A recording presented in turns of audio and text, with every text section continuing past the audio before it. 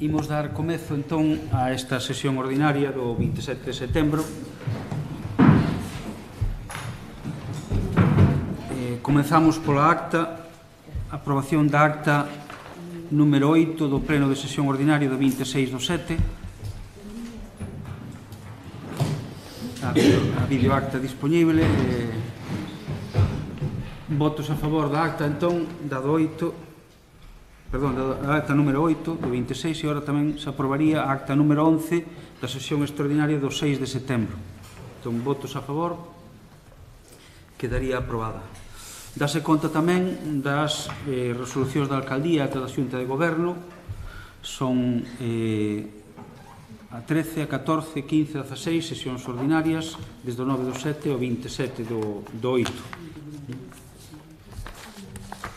De resolucións da Alcaldía da 576 a 674 no tomo de xullo, en agosto 675 a 748. Despois tamén dase conta das liñas do orzamento para o 2019 para a súa remisión ao Ministerio. É un documento que temos falado xa algunha vez, que ten carácter basicamente técnico e que non implica ningún compromiso. En todo caso, cando despois se debata no seu día os orzamentos do ano vindeiro, pois usaránse ou non esas liñas xerais. Tamén puxemos a súa disposición o recurso do procedimento de dereitos fundamentais 243/2018 do Xulgado Contencioso Administrativo número 1 de Santiago contra o acordo tomado no seu momento por unanimidade no Concello de Rianxo de apoio ao pobo palestino. Está xudicializado, polo tanto, o asunto e agardemos pois tamén que nas vindeiras semanas pois haxa algún resultado. En todo caso, cando empece o xuízo, de momento ainda só está en fase de información, pois daremos un pouco conta e tamén tomaremos a decisión de ser o caso para ou ben modificar, ratificarnos ou ver que camiño seguimos con ese acordo. Neste momento pois, abriuse as sesións do xulgado neste mes de setembro e continúa o seu traballo. Vale, entón, tamén é para que coñezan e teñan a súa disposición ou tuveran a súa disposición por onde vai o recurso que se interpuxo contra o Concello. E queda aquí.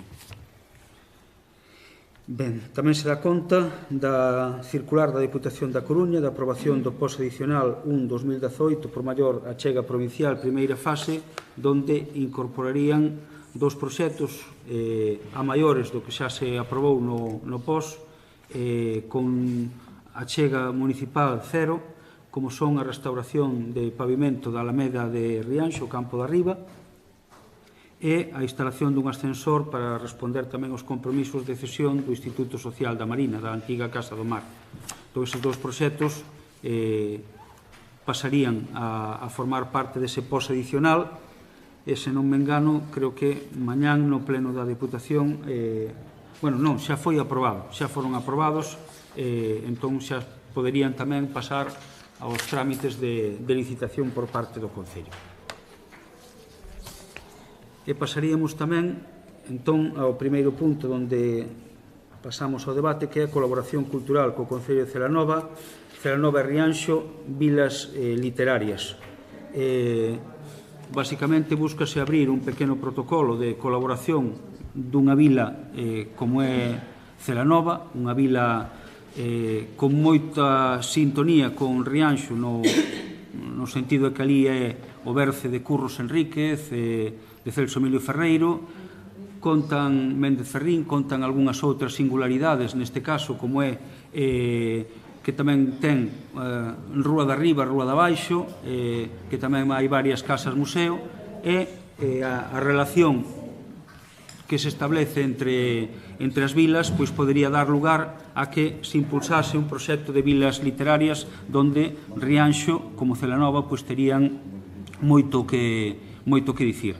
Basicamente, a proposta que se somete ao Pleno é unha proposta de tomar coñecemento e contactos entre unha vila e outra, que pode redundar ou non, dependerá un pouco do traballo que se faga, para que promovamos algún tipo de actuación conxunta, común, con eses eixes de sermos das vilas donde o que a literatura galega está máis presente, grazas a ser o berce desas persoas, no caso de Celanova, e nos de Rianxo xa temos falado abondo deles. Entón, basicamente, un pouco o que busca é esa relación. Aprobouse no pleno de Celanova un acordo similar de relacionamento con Rianxo, impulsado tamén pola Fundación Curros Enríquez, e o que se somete hoxe a consideración. Continuar un pouco, darlle carta de formalidade a ese relacionamento, e redundando nun intercambio que sempre son beneficiosos os intercambios cos diferentes concellos a nivel de programación ou produtos culturais ou mesmo de coñecemento e de intercambio entre a cidadanía. Explicado un pouco isto, someto a consideración dos grupos. Ten a palabra Rianxo en Común.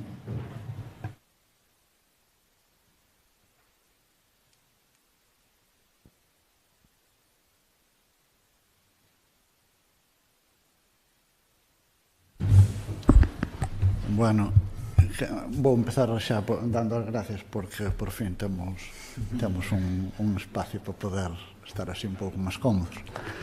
Tardou un pouco, pero está ben. Gracias. Vamos a ver, nos damos o noso apoio a esta proposta da Fundación Curros Enríquez.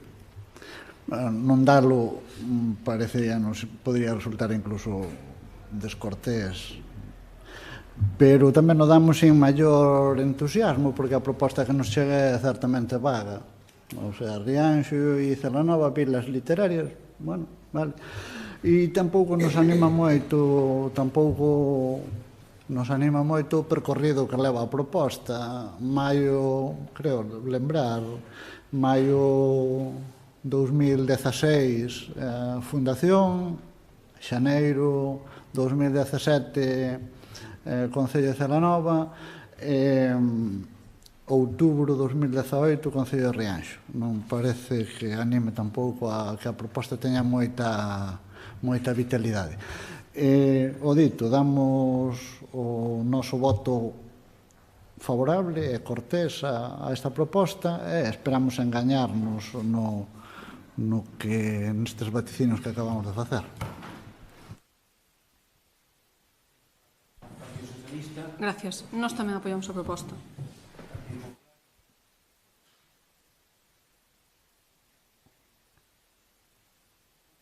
Tende tamén a dar unha carta blanca, aínda que en algún momento sí que houve presenza, sobre todo por parte deste Concello, en algún acto institucional dali. O que entendíamos era que había que darlle un pouco tamén carta no propio pleno para impulsar o proxecto. Non se necesita ás veces gran cousa, efectivamente, para armar unha programación ou algún acto cultural de intercambio. Xa se fai con algún outro concello sin convenio por medio de intercambio a través da banda ou de algunha escola de música ou algunha outra relación. O que pretendíamos de alguma maneira tamén, efectivamente, podemos retrasar, pero nunha xuntanza que houve neste mesmo verán coa alcaldía, decidimos impulsar. Xa hai unha idea, basicamente, a partir desta aprobación, ter unha xuntanza a través de responsables da Casa Museo de Curros, no caso da Fundación Curros Enríquez en Celanova, do Concello de Celanova, e pretendemos dar esa carta de poder ter co apoio e o respaldo do Concello esa relación. Entón, esperemos que se equivoque efectivamente e que poidamos daqui a uns meses ter unha pequena, non moito, porque tampouco busca unha ser exhaustivos, pero sí polo menos algúns actos que refrenden esta idea de vila literaria e de intercambio entre Celanova e Rianxo. Creo que poden ser frutíferos e interesantes para a nosa cidadanía tamén coñecer ou ter presenza tamén nesa vila que é tamén fermosa de Celanova e que tamén o contrario, que a xente de Celanova tamén, a cidadanía en xeral, tamén se sinta recibida ou ben recibida ao abeiro deste acordo en Rianxo. Pasamos á votación. Votos a favor. Aprobaríase por unanimidade. O seguinte punto da orden do día é a desafectación de vivendas dos mestres de Abuín e Leiro. Como no caso, basicamente, das vivendas dos mestres de Rianxo, que recentemente se licitaban acabando unha empresa o contrato para realizar as obras de rehabilitación das vivendas dos mestres daqui, pois tamén a idea que se trae é dúas vivendas anexas á escola de Abuín Leiro, que están anexas ás dúas unidades que hai ali. Lembrar tamén que só hai nunha aulas, concretamente nun dos primeiros espacios, o seguinte úsano os rapaces como pequena zona de lecer, pabillón, etc., e a maiores hai dúas vivendas en moi mal estado que, ao igual que o que é as vivendas dos mestres, búscase a desafectación para que o Concello poida, tras ese trámite, solicitar a subvención correspondente para desenvolver un proxecto de rehabilitación nestas dúas vivendas. Poderían dar lugar, non quero anticipar nada, a idea é desafectar e debatir un pouco tamén o que hai alrededor das vivendas, que poderán ter tanto un uso de vivenda, estrictamente, incorporándose a ese pequeno parque de vivendas que iniciarían as vivendas dos mestres de Rianxo, pois aquí habería a posibilidade de incluir dúas vivendas máis para o abeiro das diferentes axudas que hai da Xunta de rehabilitación de vivendas dos mestres, que hai unha liña específica, máis tamén programas que existen tamén para fomentar o baixo alugueiro, un alugueiro social, pois que pudiéramos ter dúas vivendas máis, neste caso ligadas á escola de Abuín Leiro. En todo caso, son dous espacios que, xa digo, carecen de uso, o seu estado é de degradación neste momento e parecenos oportuno que, de ser o caso, non sendo necesario, tal como tamén se comunicou o Consello Escolar no seu día do propio Colexio Rural Agrupado, non sería necesario dispoñer delas. En todo caso, está prácticamente garantido o uso educativo das dúas primeiras aulas, das máis amplas, máis unha pequena zona cuberta que teñen a modo de hall, e as dúas vivendas entendemos que non serían necesarias para isto e que poderían dar, como van dar tamén, esperamos, as vivendas dos mestres en Rianxo, que poidan derivar xa ou ben en vivendas ou ben nalgún outro uso de tipo social, en todo caso, que nos permitirían acceder a unhas subvencións que a día de hoxe, ao estar afectadas polo tema educativo, non se poden acceder. Por tanto, se trae para que, en principio, se inicie o trámite diante da Xunta de desafectación para axiña podelo incorporar ao que son as solicitudes de subvención do Instituto Galego de Vivenda Solo, como foi no caso das vivendas dos mestres, xa digo, do propio Rianxo. É un camiño semellante, como tamén se está facendo para tamén incorporar as outras 6 vivendas de Rianxo a este pequeno fondo de vivenda social e de equipamento municipal, pois con esa liña de subvencións. Entón, este é un pouquiño a proposta de iniciar os trámites e dirixirnos á Consellería de Educación, neste caso a Xefatura Territorial de Educación, para a desafectación efectiva e poder, de alguma maneira, incorporar eses espazos ao que é o patrimonio público municipal e solicitar a axuda correspondente dentro desa línea que mencionaba antes de rehabilitación de vivendas de mestres específica desde o ano pasado. Entón, ten a palabra o voceiro do Rianxo en Común. Nos na comisión estivémonos fundamentalmente porque, tiñamos coñecemento de que non foran informados os mestres ou as mestras do CRA da circunstancia esta, que tampouco é que nosotros vinculemos a petición da desafectación ou non a opinión dos mestres do CRA, pero sí que nos parecía importante que foran oídos ou que tuveran esta información, non? Abstivémonos daquela e tamén nos abstivemos unha vez máis pola inconcreción da proposta, que, bueno, ao mellor neste caso sí que está xustificada. Pedimos a desafectación. Ao final, se non se usan con fins educativos, pois si que as parcelas e os edificios serán do Concello e isto. O que pasa é que de cara a posicionarse, o uso que vayan ter, se é vivenda social ou son outro tipo de usos sociales para asociacións de veciños, o que sea, pois sí que pode levar a posicionarse de xeitos lixeiramente distintos, non? Os usos como vivenda sí que poden interferir hasta certo punto, ou sí que habría que facer algunhas delimitacións para que non interferiran no uso escolar, que no ámbito aquel tamén hai un uso escolar, e, sin embargo, se é para usar por asociacións e isto, pois xa está claro que aí a interferencia non se vai producir. Despois, de cara a resultar creíble como novos equipamentos para un posible fondo de vivendas sociais, deberíamos poñer en marcha o que xa temos. Temos vivendas de mestres, temos vivendas en Outeiro e temos as tapiadas portas e ventanas porque non somos capaces de xestionalas. Entonces, claro, decir que se Outeiro está naquela circunstancia, imos a pedir a desafectación de Abuín para facer vivendas, pois, bueno, non digo nada, pero bueno, cando menos somos escépticos. Por todo isto, nos abstémonos neste punto. Nos apoiamos a proposta porque nos parece que se non está a cumplir o fin para o que foi fundada, pois parecenos que hai que facer o posible para que se poda habilitar para dedicar a outros usos sociales. Nada máis.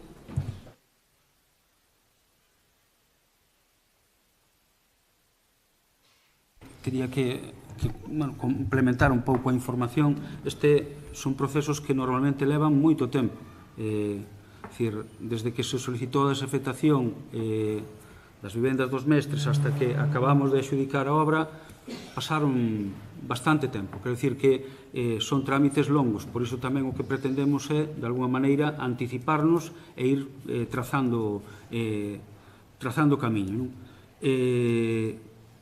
A vivenda do Outeiro, grazas a que está feito, é posible que en calqueira momento podamos tamén acollernos coa vivenda do Outeiro para algún programa ou ben de vivenda ou ben de algún outro equipamento. O que sí, moitas destas instalacións ou conseguimos a desafectación ou estamos diante dun problema. Quero dicir que tamén hai que encarar o problema dos espazos que poidan seguir degradándose. E unha das mellores maneiras, polo menos ao noso entender, é conseguir axudas de equipamentos públicos ou de outras administracións públicas, para conseguir a subvención para poder realizar a obra. Se non é nosa directamente, se o Concello non ten o Goberno sobre esa vivenda, pois pasa como pasan con algunhas outras cousas, que non se poden presentar as solicitudes de subvencións. É dicir, teñen que ser equipamentos que estean cedidos ao Concello alo menos por 10 anos. No caso da Clínica Vella pasou igual, que houve moito, estivemos a piques de renunciar ese convenio ou dunha axuda que había para facer ali a actuación que había comprometido, precisamente porque tiñamos só 5 anos de sesión. Con isto, o que conseguimos é que ter o Goberno sobre esas vivendas é poder, en calqueira liña de subvencións, ben do POS ou ben, xa decía antes, que teremos ocasión, porque vai volver ao Pleno antes de facerse efectiva a calqueira tipo de decisión, vai volver ao Pleno de Rianxo e podemos decidir se a queremos incorporar como vivendas, que eu creo que sí que hai demanda, e hai demanda de algún tipo de axudas para poder usar esas vivendas como emerxencia social. Eu creo que sería arranxable que os accesos non se realizaran a través da parcela educativa e poderan acceder pola parte de atrás. Sería cambiar un pouco o tabicao. Iso non debería ser o que nos cambiase a opinión a hora de acometer esa actuación. E eu creo que sí que existe unha necesidade de baixos de vivendas de alugueiro a baixo prezo para persoas do Concello. En algún momento tamén nos enfrentamos a algún desafiuzamento de persoas, en algún momento tamén nos enfrentamos a algún desafiuzamento de alugueiros de persoas que as botaban do piso por non poder pagar. É dicir, que hai unha serie de circunstancias que eu creo que son interesantes de que, ao menos, no momento que sexa, se está algunha baleira, está baleira, pero no momento que surxe a necesidade, ter ese stock, esa posibilidade de que alguén poida acceder a eles. E o que se pretende con isto. Cando teñamos a contestación da Xunta, igual é o momento de definir de maneira máis precisa se queremos as dúas para vivenda ou tamén unha crecente demanda que está vendo na escola de Abuín e tamén como pequeno apoio a un campamento que xa leva 2 ou 3 anos desenvolvéndose na escola, non?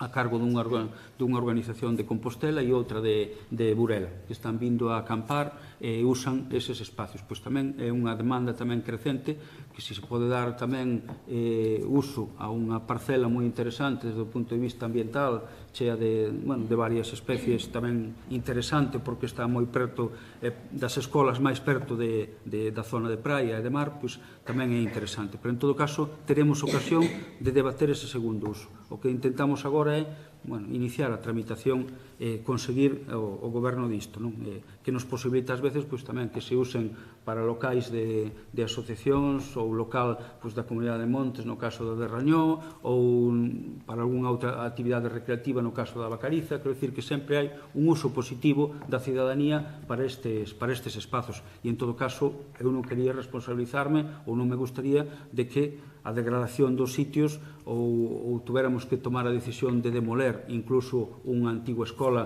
porque iso tamén supón para os veciños que no seu día foron quen levantaron ou montaron. Entón, buscar maneiras para que o Concello sexa o menos gravoso posible e buscar saídas e subvencións para esa adquisición.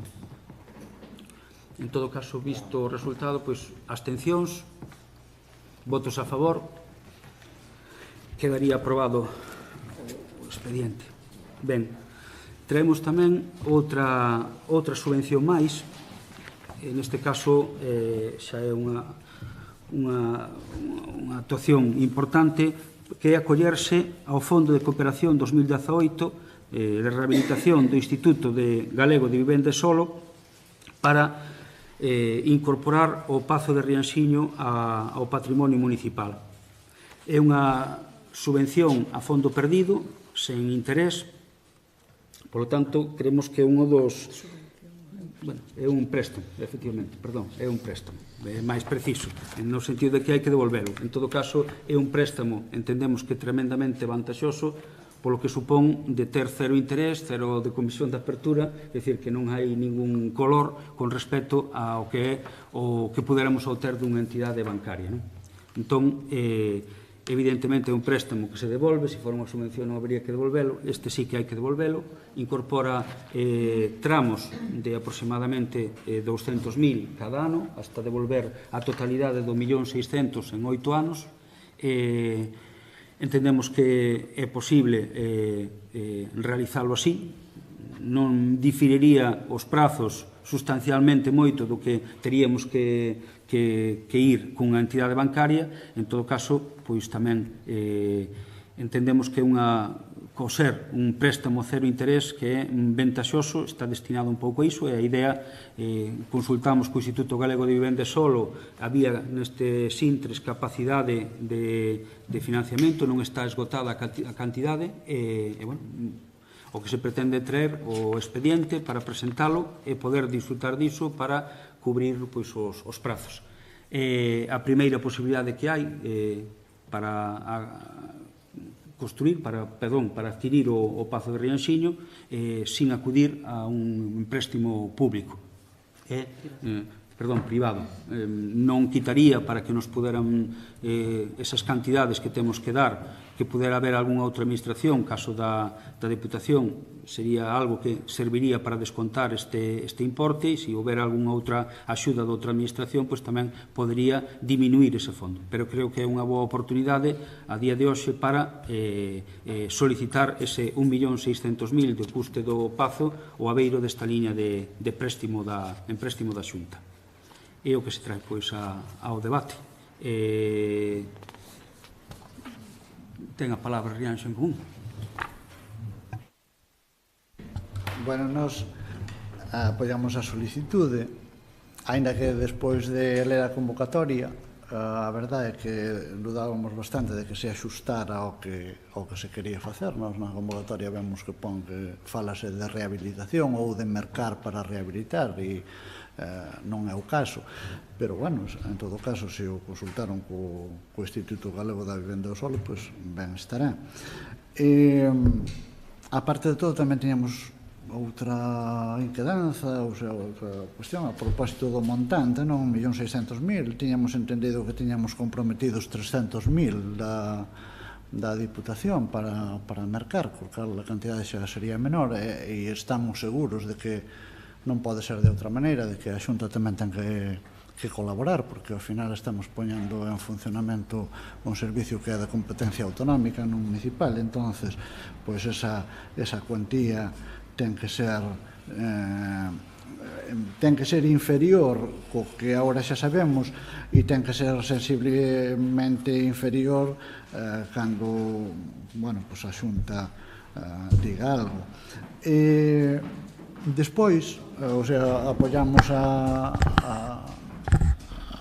a solicitude, pero é unha cuestión menor, pero o que non entendemos é por que se levou a unha comisión de Cultura, Xuventude, Educación e Normalización, e aquela premura, non? Como foi a esa comisión, como punto fora da orde do día, nos naquel momento pensamos en que sería unha convocatoria que acababa de salir, e resulta que era unha convocatoria que saíra medio ano antes, o 28 de marzo, entonces non, realmente na comisión, bueno, a primeira dúbida é se a comisión era na que tiña que ser tratado, e a segunda é, bueno, realmente de xeito estricto non, bueno, pois foi informado, pero non foi tratado, porque nos enteramos ali de que formaba parte da orde do día, e pensamos que era unha convocatoria destas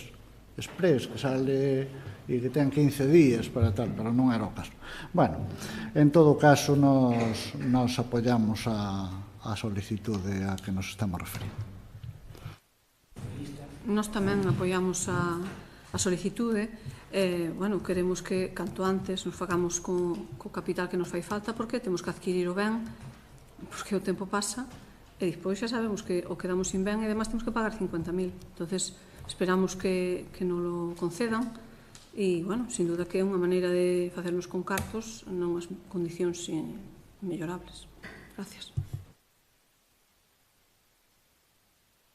Efectivamente, esta convocatoria leva tempo, pero digamos que o compromiso de adquisición do Pazo de Rianxiño foi posterior á saída da convocatoria, e a aprobación en pleno tamén de dispoñer dos fondos necesarios tamén foi tardío. Tamén se está dando voltas, efectivamente, se axusta perfectamente tal. Sí que hai unha línea, o que parece no que é a lectura do que é a adquisición patrimonial, de feito pon rehabilitación / adquisición, nalgún caso, entón queremos entender que podemos, en todo caso é unha primeira intentona, é un primeiro intento en facer.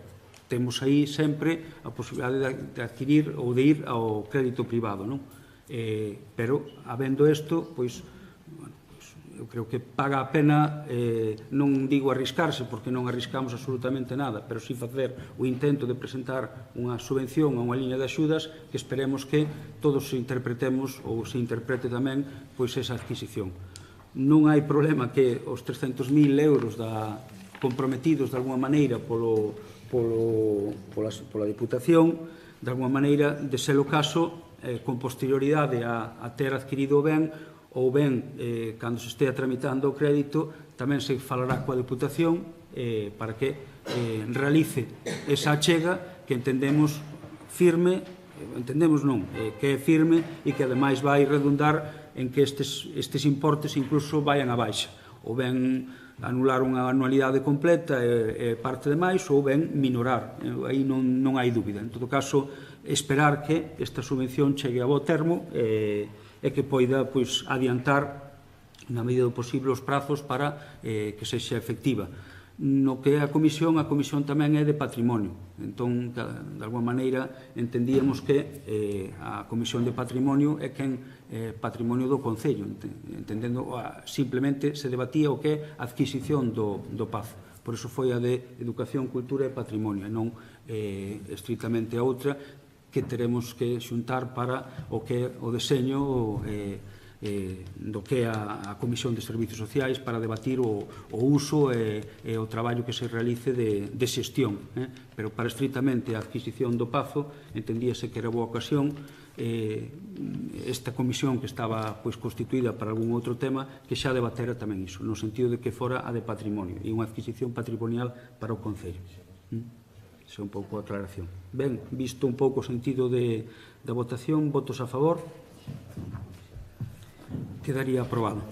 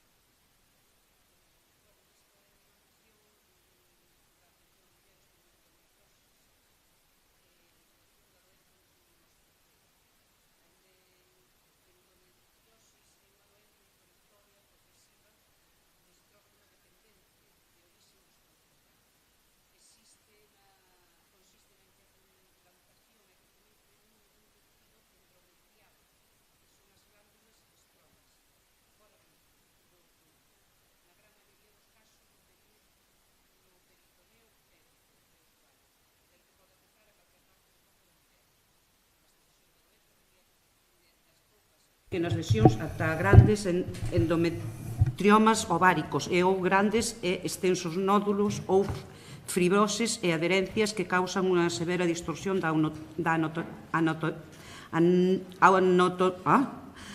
anatomía da muller.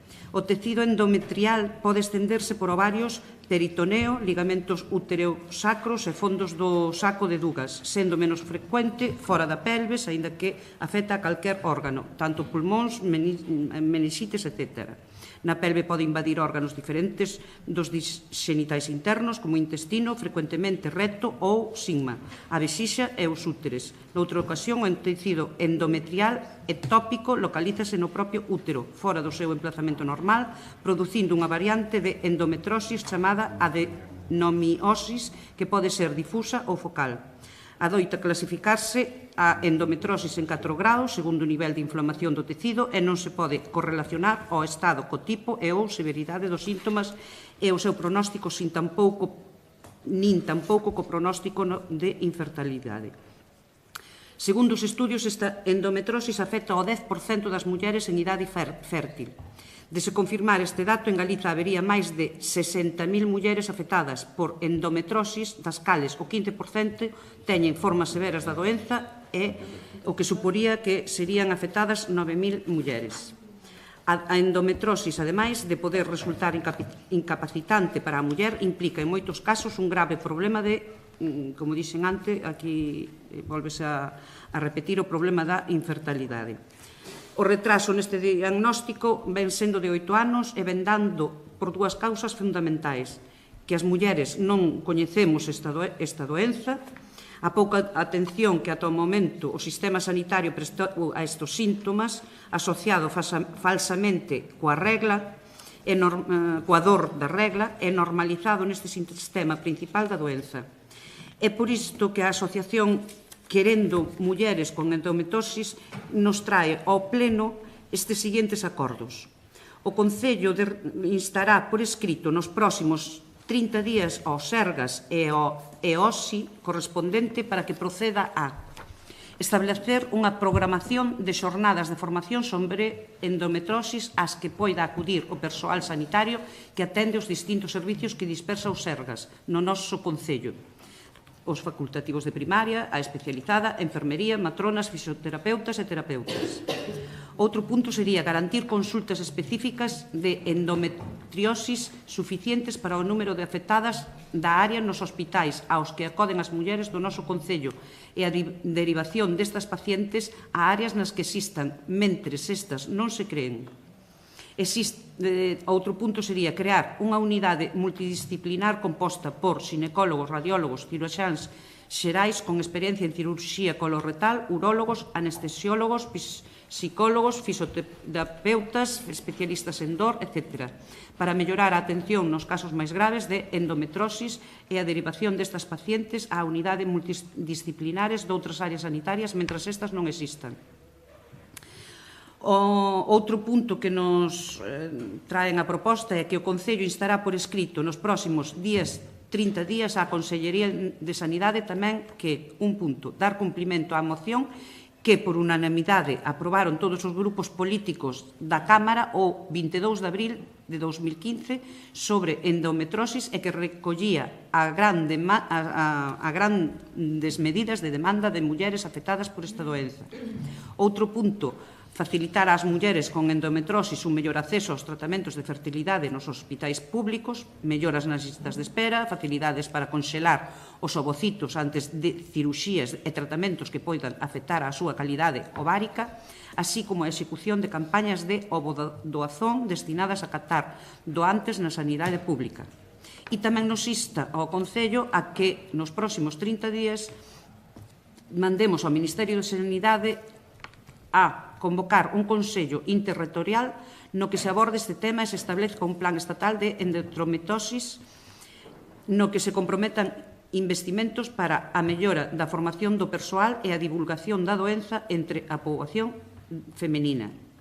Outro punto sería incluir na carteira de medicación financiada a totalidade dos medicamentos suministrados ás mulleres con endometriosis.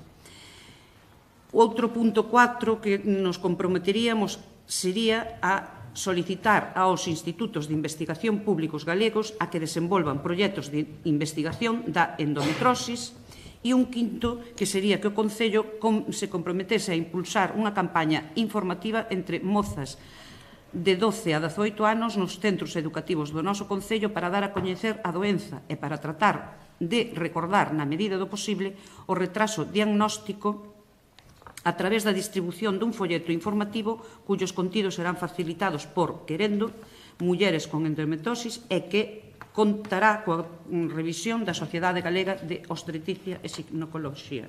Nada máis. Ten a palabra o voceiro do Rianxo en Común. Bueno, nos apoiamos a moción. Seguramente a investigación biomédica nesta enfermedade especificamente femenina sufra o nesgo xa conocido de o desfase en investigación entre enfermedades que afectan ao común da población ou enfermedades que afectan aos homens e enfermedades que afectan ás mulleres que xeralmente están menos investigadas, menos desenvoltas e tal. Isto, ademais, nós vivímoslo en carne propia porque cando nos chegou a moción nós tiñamos a consideración de a endometriose como unha enfermedade rara, que aquí en Europa teñen a consideración de enfermedade rara cando afectan a un por 2000 da poboación ou algo por o estilo, non? E resulta que nos sorprendeu, pues desagradablemente neste caso, que sexa un 10% das mulleres a que os padece e un 1% a que o padece de un xeito severo, non? Bueno, nos apoiamos a moción e quizá unha cousa que nos chamou a atención foi que foi o estricto dos prazos para no resto dos puntos e no do Concello queda así máis difuminado. O Concello comprometese a impulsar unha campaña e tal, quizá aí poderíamos poñerlle tamén unha data, poderíamos, ainda que non fora de 30 días, pois que fora de o Concello comprometese nos vindeiros 3 meses a levar a cabo unha campaña de divulgación e tal.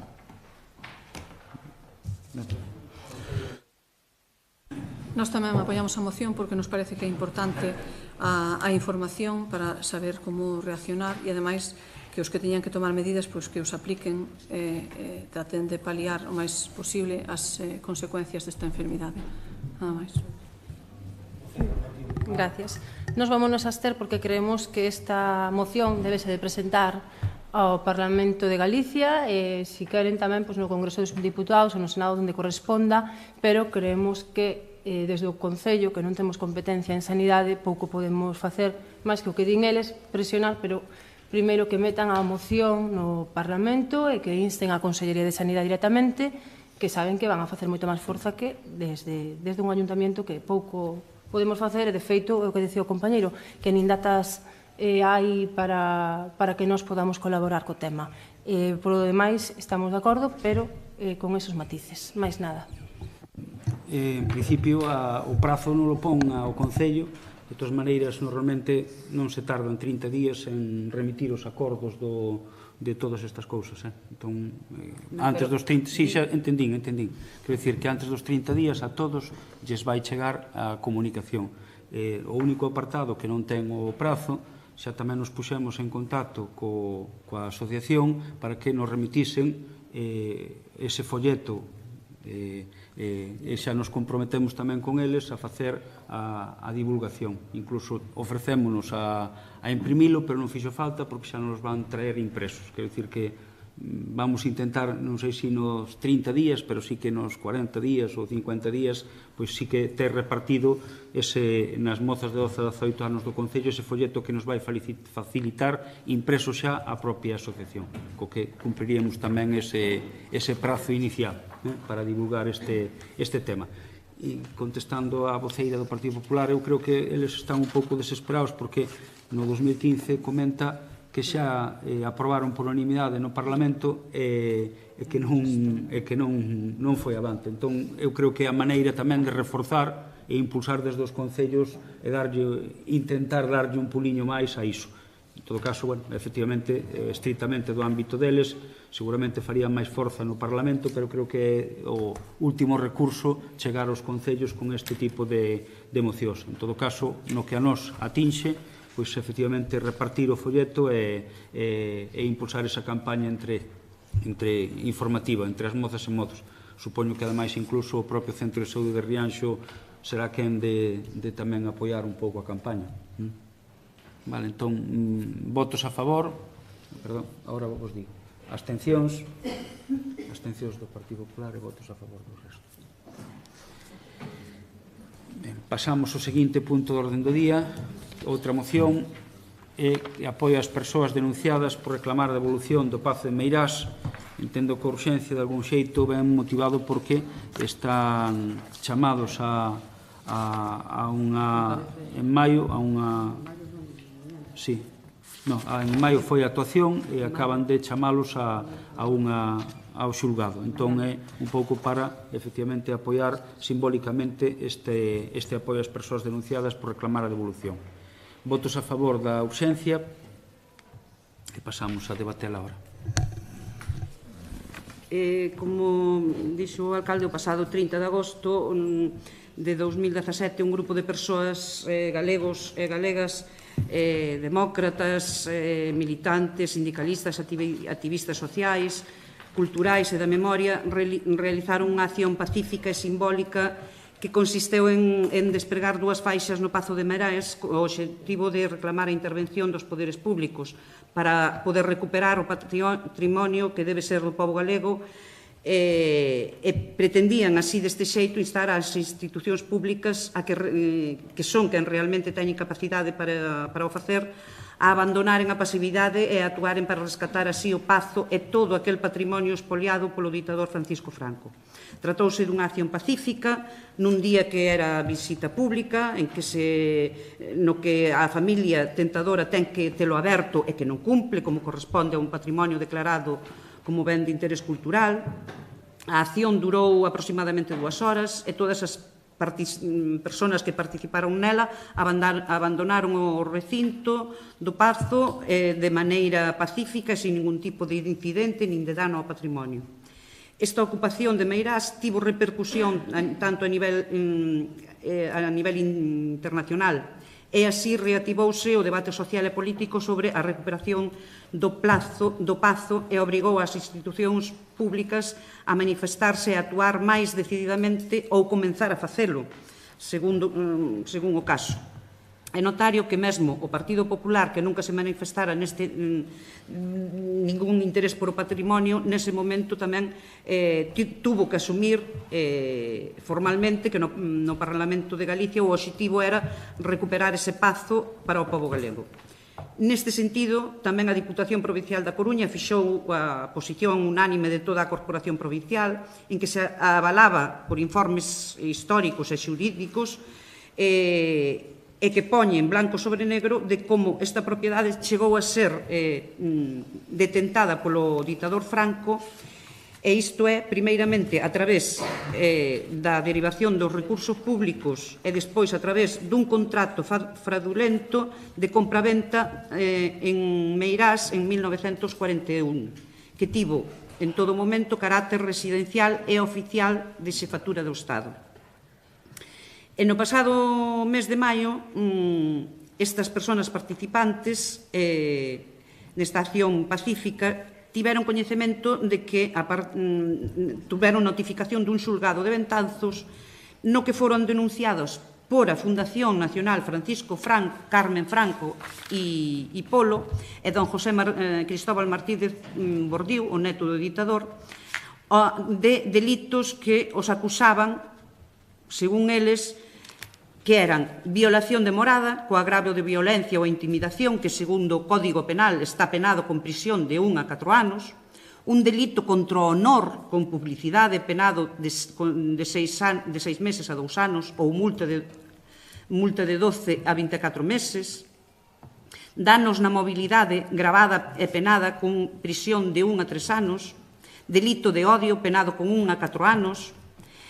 Compre ter en conta que estes delitos polos que son acusados por unha fundación que realiza apoloxía do fascismo e da ditadura e por un fillo e por un neto dun ditador, suman estes delitos que lle din que cometeron esta xente hasta 13 anos de prisión a cada unha destas persoas, ademais da multa que determine a cantidade. Polo tanto, estamos diante dunha denuncia que é unha verdadeira barbaridade desde o punto tanto político como xurídico. Políticamente resulta ferinte, tanto porque son bens expoliados por un ditador que continúan nas mans da familia e que non tivese pasado a patrimonio público nin siquera ao final da ditadura. A permanencia destas propiedades na familia Franco simboliza a continuidade das mesmas e do poder real da ditadura que no ámbito económico e no judicial e tamén no mediático e máis en moitos aspectos políticos están heredadas do réxime do 78. 40 anos despois, seguimos nun Estado español que continúa perseguindo a liberdade de expresión e encarcelando persoas polas súas opinións e polas súas ideas políticas. Mais tamén é ferinte para as vítimas do franquismo que, aínda que non foron restituídas na súa dignidade individual e colectiva polo Estado. Lembremos que estamos a falar dunha actuación criminal, dun golpe de Estado que provocou millares de mortos na Galiza. É unha guerra de 3 anos e unha ditadura brutal que exerceu a liberdade, que parteu e cerrezou a liberdade e os dereitos do Estado español durante máis de 40 anos. Polo tanto, rescatar o Pazo de Meirás, a Casa de Cornide ou as estatuas da Pórtico da Gloria debería ser unha medida incontornable, unha exixencia democrática e unha maneira de facer xusticia tanto ás vítimas do expolio como á totalidade das vítimas que se produceu durante o franquismo. Ademais, do punto de vista do informe xurídico, é unha barbaridade que unha acción simbólica que non fixeron máis que soltar unha franxa, poñer unha pancarta, pois que se lle poña ou que se lle pida 13 anos de prisión a estas persoas. Non houbo ali ningún tipo de violencia. E non foi máis que unha acción pacífica. Tamén resulta insultante que sea unha fundación que se dedica á apoloxía do fascismo e da ditadura. É unha vergoña que con dineiro público esta fundación este a chamar a xuicio a esta xente cando está exaltando a figura do ditador. Isto non pasa en ningunha democracia e atenta contra o honor. Isto é o mundo ao revés.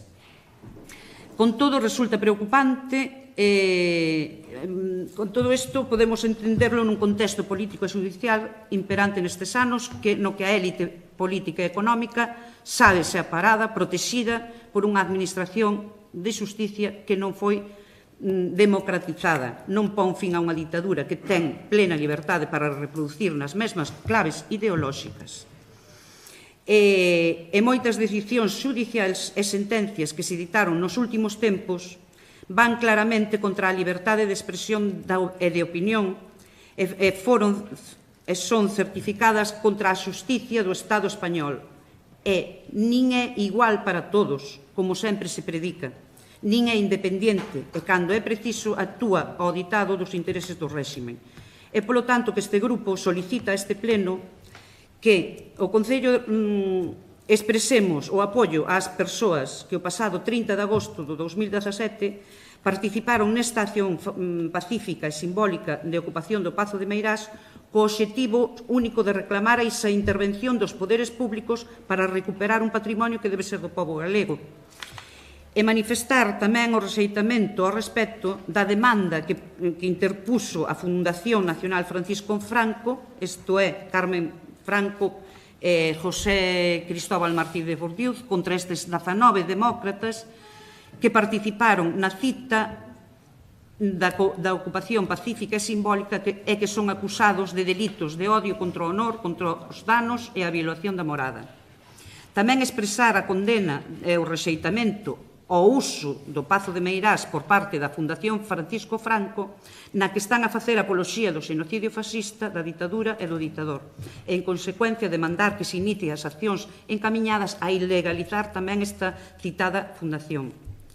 Un cuarto punto sería instar ao Goberno español a que inicie de xeito inmediato accións legais contra a propiedade do Pazo de Meirás, de acordo co informe histórico xurídico elaborado a instancias da Deputación Provincial da Coruña e acordado por unanimidade do seu pleno para que a Administración lexítima poda facelo, poida recuperar como ben público o Pazo de Meirás roubado ao pobo galego durante o réxime xenocidia franquista e dar, como non traslado deste acordo ao Goberno do Estado, ao Parlamento de Galicia e á Deputación Provincial. E eu añadiría tamén que aquel que se queira concentrar o día de mañán diante do xuzgado en Betanzos tamén para apoiar a estes 19 demócratas. Moitas gracias, nada máis. voceiro de Rianxo en Común. Bueno, nos imos apoiar a moción, diríamos máis. Creemos que non lle poñeríamos, nin lle quitaríamos nada, nin a exposición de motivos, nin os acordos que se piden. Pero é que, ademais, tamén queríamos louvar o modo organizado, pacífico e intelixente con que foi levada a cabo. Normalmente as protestas conlevan moito ruído e é necesario a veces que conlevan moito ruído, non? Pero resulta que esa deixounos unha imaxe na retina que debeu recorrer medio mundo. E todo sin facer moito ruído, sin molestar a ninguén. E creo que foi unha prova de intelixencia. Como se nos antolla que foi unha prova de intelixencia no manifesto, chamanse os 19 de Meirás e ten unha certa connotación cinematográfica, así, todos os números todas as pelis que levan un número teñen un sentido épico, os 7 samurais, os 4 magníficos e tal. Bueno, creemos que tamén eso, hasta eso é intelixente. En todo caso, bueno, nós non queremos engadirlle nin quitarlle nada, si unha pequena reflexión que é que, vamos a ver, que as guerras son todas fundamentalmente grandes espolios, non o digo eu, dio Galeano, dio Noam Chomsky, dixo Albert Camus, son todas grandes espolios e millóns de microespolios. Eso todo, pois, normalmente non ten volta atrás e ben non saben quen as implementa, quen as pon en marcha, ben sabe que eso non ten volta atrás. Pero sí que hai momentos simbólicos nos que determinadas cousas, siquera a ese nivel simbólico, deberían quedar encamiñadas. Aquí foi no 78. No 78 houbo unha restitución democrática e isto debería quedar resolto. Parece ser que naquele momento non foi posible polo tremendo desequilibrio de forzas, pero é certo que para nós este é un indicio máis da necesidade de un novo pacto constituinte. E se daquela non foi posible, agora calquer tempo que perdamos será tempo perdido, ou será tempo malgastado, porque é un indicio máis, ou sea, os expoliadores non só gozaron dos poliados, sino que non queren renunciar nin siquiera ao que son as migallas, porque eso en realidad non, en términos reais non é nada, pero en términos simbólicos é moi importante. Bueno, nos apoiamos a... Pois nós para apoiala propoñíamos unhas cantas enmendas. A primeira sería de modificación na páxina 2 no parágrafo donde empeza que estamos diante dunha denuncia que é a verdadeira barbaridade e termina polas súas ideas políticas. Nos proporíamos que se dixera: estamos diante dunha denuncia que é unha verdadeira barbaridade dende o punto de vista tanto político como xurídico. Políticamente resulta absolutamente ferinte que os bens expoliados polo dictador continúen nas mans da súa familia e non tivesen pasado ao patrimonio público no final da ditadura. Constitúe unha demanda social de alto valor simbólico e recuperación destes bens, un obxectivo común que debera ser compartido por todos os demócratas. Unha segunda sería de supresión no párrafo donde di un pouco máis adiante donde di isto só se pode entender no contexto político e actúa ao dictado dos intereses do réxime.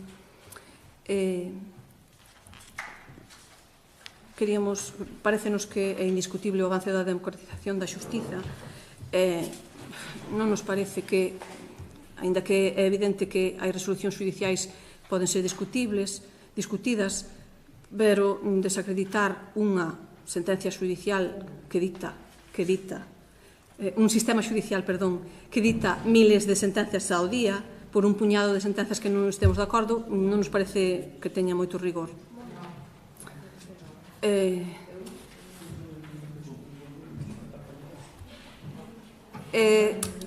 unha terceira que sería simplemente de sustitución dunha palabra, donde, bueno, xa nos acordos, no segundo acordo, cando di manifestar o rexeitamento respecto da demanda, mellor poñer denuncia, xa que demanda, polo visto, refírese á xurisdicción civil, e a denuncia sería máis acaído, refírese á xurisdicción penal. Xa por último, a cuarta emenda sería de modificación tamén no acordo número 4, donde nos propoñíamos que se podía decir instar ao Goberno español a que, previo un estudo exhaustivo das distintas alternativas legais, ao igual que aconteceu coa retirada dos restos de Franco do Val dos Caídos, inicie as accións pertinentes para a recuperación da propiedade do Pazo de Meirás, de xeito que se garantice o éxito dunha iniciativa que reforza a dignidade democrática do noso povo. Eu creo que non cambia moito, pero eu creo que despois de 40 anos non podemos negar que non haxa democracia. E que non haxa, e que ademais tampouco podemos compartir cando di que no Estado español non existe persecución penal de ideas políticas. A liberdade ideolóxica non se atopa cuestionada ao noso entender no Estado. Boa prova disso é a pluralidade existente nos parlamentos. Non entre... Nos vemos dese xeito, parecenos que temos un marco no que traballar e deberemos de... Respecto do último, parecenos que efectivamente temos que usar todas as armas que teñamos ao noso alcance para recuperar todo ese patrimonio, pero parecenos que temos que facer con calma. A precipitación pode provocar un resultado non desexado e moi perxudicial para a recuperación da memoria histórica. Non sei, non imos áster. Gracias. Antes de nada, decir que estamos de acordo coa recuperación do Pazo de Meirás, pero tamén nos reafirmamos sempre na defensa do principio de separación de poderes e no respeto á independencia judicial. Tamén queríamos transaccionar 3 puntos, pero sabemos que, como falaron xa de que era inamovible, entendemos as súas posturas. Outra cosa que non as compartamos, nós estamos de acordo que nos adhiramos aos acordos adoptados polo Parlamento de Galicia nos que se declara a súa vontade de que a recuperación do Pazo de Meirás para o patrimonio público non implique un novo custo para o pobo de Galicia, como xa implicou no ano 38, creo recordar. Insta a Administración Xeral do Estado a que se realice as accións legais as que fai referencia na súa conclusión final o informe da Comisión de Expertos nomeados pola Consellería de Cultura, Educación e Ordenación Universitaria co obxecto de reintegrar a propiedade de Torres ou Pazo de Meirás ao ámbito dos bens de dominio público da Administración Xeral do Estado. E, por último, tamén nos gustaría instar a Xunta de Galicia, en canto sexa exercitada esa acción legal a que incorporase a incorporarse a Xunta ao proceso civil coa xuntante adhesiva. Nos vemos que estes 3 puntos serían para emendar, pero tamén é o que digo, entendemos as súas posturas e, por lo tanto, aí o deixamos. Mais nada. Hai un pouco idea de intentar manter a integridade da moción, entón pasamos á votación. Entendemos tamén a posición e igual en algún momento igual estaría ben realizar unha pequena moción que incorporar esa outra sensibilidade e darlle outra volta, porque isto é un tema que vai continuar. O que pasa é que a urxencia, a necesidade de chegar mañán e efectivamente lanzar unha mensaxe clara de apoio ás persoas denunciadas nos leva a manter o espírito desta moción así tal cual. Entón, votos en contra, abstencións, votos a favor. Diría aprobada. Ben, pasamos agora. Perdón, sobre o Xabarín. Xabarín, defende a urxencia e logo...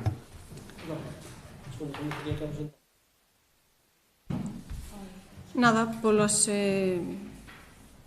porque é urxente que se tomen medidas, a poboación está crecendo, a xente non pode botar as súas leiras, e os que a votan, pois, teñen moitos estragos, nada máis.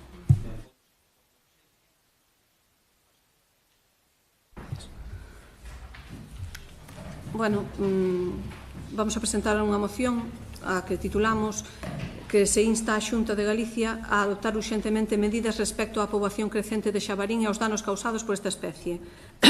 Polos continuos estragos producidos polo xabarín e que está ocasionando graves problemas económicos, ambientais, sociais e de seguridade viaria nos nosos territorios, especialmente nas economías rurais das familias e das explotacións gandeiras e agrícolas, pola desfeita nas fincas e colleitas. Danos económicos producidos nos cultivos e prados impedindo a sega e o ensilado no millo, nas hortas e noutras producións e cultivos. Danos medioambientais ao inducir o abandono da actividade, o que provoca a colonización de terras agrarias por mato e leña que supoñen un risco para os lumes, especialmente cando se abandonan os agros nas contornas das casas, onde deixan de facer as funcións dun eficaz cortalumes. É tamén competencia desigual con outras especies das que son predadores directos, especialmente nos contornos dos espacios naturais protexidos, poñéndoas en risco de desaparición, aves, reptís, anfibios, coellos, e mesmo riscos zoosanitarios polo contagio de enfermidades como a tuberculose, a peste porcina, ás especies domésticas. A maiores prodúcense danos en bens públicos de axardinamentos e zonas deportivas e incluso problemas de seguridade viaria, con 2 atropelos ao día de media en Galicia ou atravesaren estradas e camiños rurais, risco non cuberto pola prima básica do seguro de circulación, o que provoca o incremento das primas de seguros das persoas que queiran asegurarse ante este risco. Estes ataques de xabarín teñen como consecuencia un enorme incremento dos custes nas explotacións agrícolas e gandeiras profesionais que quedan, tanto no referido aos de alimentación como ás necesidades de cercas, tanto convencionais como eléctricas, provocando o abandono dos cultivos tradicionais e desesperación das persoas titulares das explotacións. Certamente, a situación de hoxendía ten como antecedentes o excesivo incremento da poboación dos xabarís, un mamífero con grande capacidade de desplazamento e adaptación a todo tipo de hábitats. Todo elo facilitado polo abandono das terras e do medio rural, así como pola escasa incidencia do único depredador natural que ten, que é o lobo. Esta realidade non foi acompasada de medidas proporcionais e eficaces de control que permitan unha convivencia equilibrada e sostible desta especie animal con outras especies e coas actividades económicas, sociais e medioambientais do noso contorno. É por iso que o noso grupo municipal, considerando que é preciso encarar esta problemática e buscar solucións a caídas, presenta esta moción diante do Pleno da Corporación para que a Xunta de Galicia asuma a grave problemática dos danos da fauna salvaxe nas explotacións gandeiras e agrícolas e que se tomen os seguintes acordos de resolución. O Pleno da Corporación insta a Xunta de Galicia a redactar e poñer en marcha de xeito inmediato un plan de xestión do xabarín para estabilizar a súa poboación e limitar os seus danos na agricultura, a gandaría, a circulación viaria e o equilibrio medioambiental, de xeito consensuado cos sectores afectados.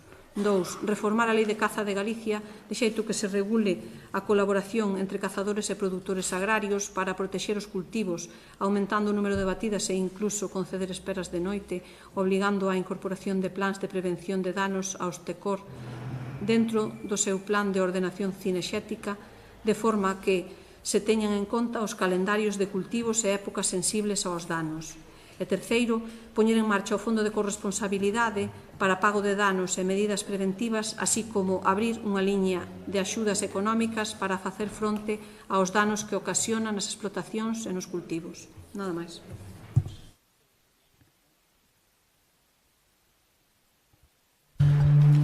Bueno, nós sabemos, é certo, que hai unha preocupación importante sobre a presencia cada vez maior do xabarín e que causa inquedanza entre a xente que cultiva e isto. A pena é que falemos desto só en momentos concretos que coincidan coa colleita e co principio do outono e paso o conto e acabouse. Claro, agora a xente arrasan as leiras de millo, arrasan patacas, arrasan viñas e a xente, claro, preocúpase. Habría que tratar o tema con máis serenidade. Coincidimos na necesidade de elaborar un plan de xestión do xabarín que, por outro lado, segundo os entendidos, a elaboración do plan non é demasiado complicado. O que pasa o que é complicada é a posta en práctica que requiere decisión política e un chisco de valentía. Pero o que é como funcionan as cadenas tróficas e tal é perfectamente conocido. Nós consultamos con algún especialista, eso parece que complicado non é.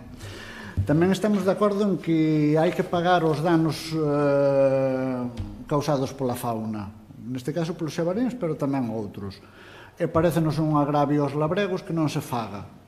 Se podemos pagar decenas de millóns por apagar incendios que no fondo están favorecendo a xente que planta especies pirófitas, que non é que teña unha relación directa con isto que estamos falando, pero tampouco son alleos completamente. A xestión do monte e o tema do xabrinta teñen algunha relación.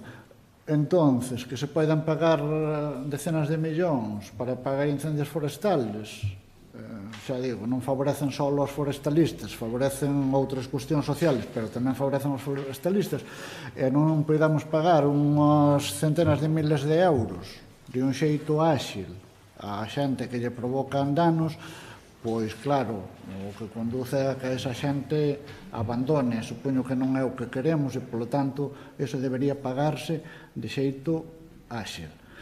Non creemos que o Fondo de Corresponsabilidade da Lei 13/2013 sea a mellor fórmula, porque, de feito, a Lei 13/2013, de decembro, é verdad, pero ese Fondo de Corresponsabilidade non está en funcionamento, 5 anos despois. Pero desta moción o que non podemos aceptar e non o podemos aceptar por a científico é erixir os cazadores en reguladores de poboacións. Non é certo. Non é certo. Pois por máis que se eu teño unha leira de millo agradeza que se lles permita aos cazadores tal, porque me poden espantar os xabarís de aí e non me arrasan o millo, como solución global non funciona, e iso digo a ciencia, ou sea, non é que o diga eu. Hai un crecemento exponencial, conviven un crecemento exponencial na caza de xabaríns, no caso de Asturias, 116.000 nos últimos 15 anos, e, sin embargo, a poboación de xabarín multiplicouse por 10. Entón, é que a fórmula non funciona. Pero, cito de Asturias, non conozo datos de Galicia, pero un tanto do mesmo podría dicirse de Madrid, outro lugar onde hai datos e tal. Iso non é certo. Que o aumento da caza disminuye o número de xabaríns, os científicos din que non é certo. Sin embargo, pois sí que habría que facer un plan de xestión, hai outras formas de facer controles de poboación, por suposto. Nun plan de xestión, a ver, hai que o que non podemos é xestionalo matando ao mesmo tempo os depredadores. O principal depredador é o lobo, pero depredador de pequenos son os raposos, e tamén os cazamos. Entón, aí estamos incidindo dun xeito totalmente descontrolado. É o que din os entendidos. Parece ser que, bueno, son animais con un extraordinario sentido do olfato e que hai repelentes olfativos que funcionan moi ben. O que pasa é que a mellor tamén temos que facer un pouco de mellor ordenación do territorio, sabendo que zonas son agrarias e repelendos desa zona, pero claro, como temos mezclado agrario con forestal, con non sei que, pois é moi difícil saber de onde os temos que repeler. E, pois bueno, nós con este punto 2, que parece ser bastante nodal, ademais, pois abstémonos. Se o quitamos, pois podemos falar. Gracias. Nos vámonos a abster tamén, xa lle avanzo o sentido do voto, máis que nada porque vemos que non son coherentes moitas das cousas que din. Por exemplo, din realizar a máxima brevidade un censo da poboación só xabaril e a súa distribución nas comarcas de Galicia, decirlle que xa foi encargado no ano 2014 á Universidade de Vigo, redactar e poñer en marcha de xeito inminente un plan de xestión do xabaril para estabilizar a súa poboación e limitar os seus danos. No. O que ven dicindo no argumento, sí. Decide tamén que podría decirlle estas 6 follas, o sea, voulle resumir. Está posto en marcha un amplo paquete de medidas desde a Consellería de Medio Ambiente e Ordenación do Territorio para intentar diminuir na medida estas posibles afeccións. De feito, cazáronse 7.452 exemplares que hubo capturados na temporada de caza 2007-2008 e pasouse a preto de 16.118 exemplares na última tempada de caza 2017-2018. Co fin de facer fronte aos danos ocasionados polo xabaril, a Consellería de Medio Ambiente e Ordenación do Territorio tamén ten constituído un grupo de traballo multidisciplinar que lle podría redactar ou decirlo tamén está o Ministerio de Fomento metido en el. Que máis lle podo dicir? De reformar a Lei de Caza de Galicia de xeito que se regule a colaboración entre cazadores e produtores agrarios para protexer os cultivos, etc., que dixo. Decirlle que, como xa se mencionou na Dirección Xeral de Patrimonio Natural, todos os anos ao inicio da tempada de caza e a través dos seus servicios provinciais ven actuando coordinada e directamente co sector agrogandeiro e cos cazadores, celebrando reunións onde se definen as zonas de conflito e se acorde establecer o protocolo de actuación para reducir os danos agrícolas producidos polo xabaril, así como as medidas a adoptar para a prevención dos danos, sobre todo na época de maior sensibilidade. E, por último, que tamén di no punto 4 poñer en marcha o Fondo de Corresponsabilidade para o pago de danos e medidas preventivas que figuran na Lei de Caza de Galicia. Bueno, dixeron tamén das liñas. Decirlle que o fondo servirá tamén de apoio para medidas tanto paliativas como preventivas. Como se ten repetido, o principal é evitar que os danos se produzcan e para isto resulta imprescindible controlar as poboacións destes animais, medida preventiva. E, ademais, pódese adoptar medidas pasivas de protección dos propios cultivos ou medidas que faciliten as poboacións e se fixen en zonas alonxadas dos cultivos. Por citar 2 exemplos, medidas preventivas. Outro tipo de medidas podería camiñar na dirección de asegurar as producións e os cultivos, medida paliativa, para que haberá que buscar un consenso entre todas as partes afectadas. Así que existe un amplo abanico de posibilidades que están a ser analizadas. Este é o que nos din desde a Xunta de Galicia e así o trasladamos. Mais nada, moitas gracias. Esta situación que preocupa aos nosos gandeiros e gandeiras, aos nosos a xente que se quere dedicar ao rural e a aquelas persoas que tamén o fan de maneira máis para o día, bueno, para unha pequena economía unha pequena economía. Somos sensibles e, efectivamente, aquí nós isto é un problema que, como se dixo xa aquí, non é un problema fácil de arranxar porque as políticas agrogandeiras e as políticas de recursos de medidas que se implantaron hasta o de agora, pois en 30 anos que levamos con gobernos do PP, pois están dicindo as mesmas solucións, estamos todos pedindo as mesmas solucións cando, supostamente, como ben dixo o compañeiro de Rianxo en Común, as medidas que se toman non son as adecuadas ou as que se din, porque a existencia de depredadores naturales debe habelos e temos a política esta agrogandeira leva ao medio rural á ruína, pois porque, efectivamente, as batidas demóstranse que non son as solucións, os gandeiros que piden os cobros das axudas esperan anos para ter esas axudas que piden por eses danos acaecidos nas súas aquelas, e a diversidade ambiental é necesaria, é un ben a protexer. Polo tanto, de momento, mentras non se poñan de acordo, nós vamos a apoiar, efectivamente, esta moción para que se faga o inmediato, que é o que se está facendo hasta ahora, pero que, desde logo, que é un tema que deberían, e que foi debatido no Parlamento, que esperemos que dunha vez poñan toda a carne, por así decirlo, no asador para que ese xabalís e esa convivencia dos animais e da xente que se quere dedicar ao rural pois teña unha saída para todos, porque a todos nos beneficia.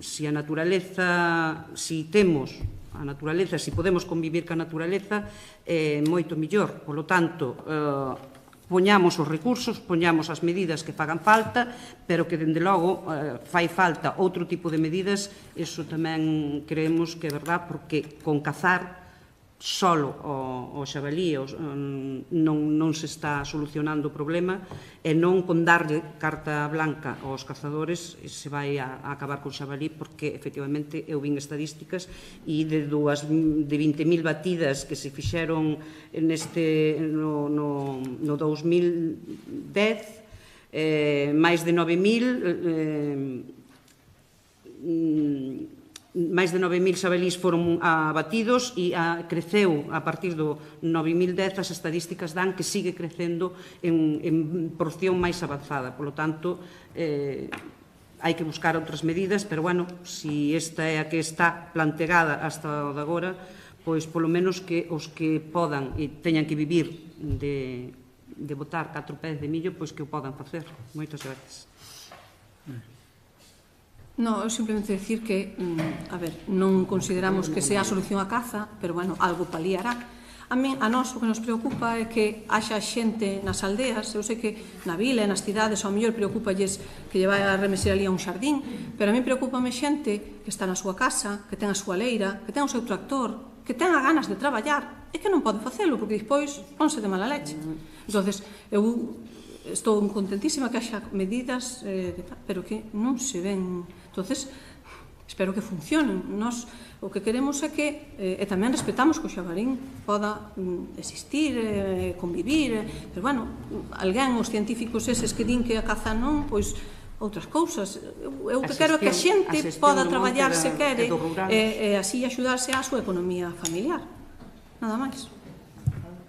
En todo caso, facer fincapé no último punto, que é do das axudas directas, que eu creo que é unha clave que polo menos non desanimaría a moitos dos que son atacados polo xabarín a anular, a deixar morrer as súas fincas e abandonalas, que é o que despois dá lugar a malezas, a ese cambio de superficie agraria por forestal, que tamén é un dos grandes problemas. Entón, tamén nese sentido, pois ainda tendo algúns matices que realizar a moción, a idea nosa é apoiala. Vale.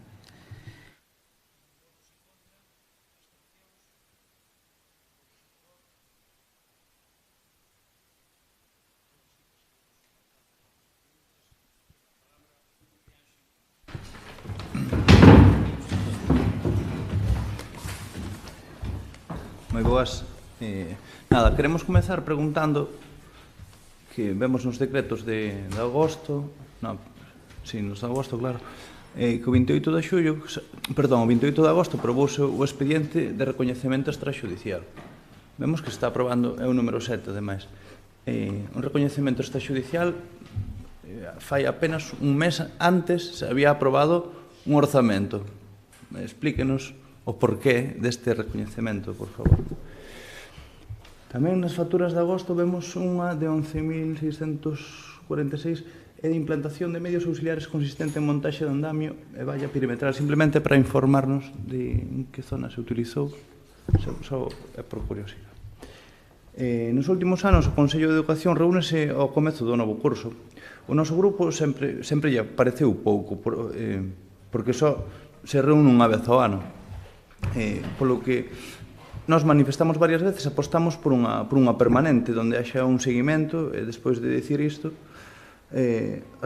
asómbranos que este ano aínda non se celebrara ningún. Polo que a nosa pregunta é cal é o motivo de que este ano aínda non se celebrara o dito Consello de Educación. Como puideron comprobar, no verán na praia de Tanxil, a asistencia de socorristas só se prestaba de venres a domingo, deixando o resto da semana sen vixiancia. Tamén queremos apuntar que a única roupa coa que se identificaban era o dunha empresa concesionaria, unha empresa privada, que aparte traballa para o Concello, pero, independentemente, eso que estaban nun con roupa adecuada. Por outro lado, as instalacións tamén eran deficientes en mal estado. Podenos explicar cal é o motivo de todas estas carencias se acabamos de aprobar un orzamento no que iba dedicada unha partida orzamentaria? Sobre a limpeza das beiras rúas, vemos que teñen unha gran deficiencia. Isto xa non é de agora, levámoslo dicindo en varios plenos. Todos vimos como en todo o verán non se lle dou unha limpeza a fondo ata o final do verán. En algunhas rúas do que é o casco, non? Algunhas rúas limparnos a presión a véspera das festas deixando, ainda por encima deixando a medias a súa limpeza, vamos, como pode ser na calle do medio e máis no campo da praza da igrexa.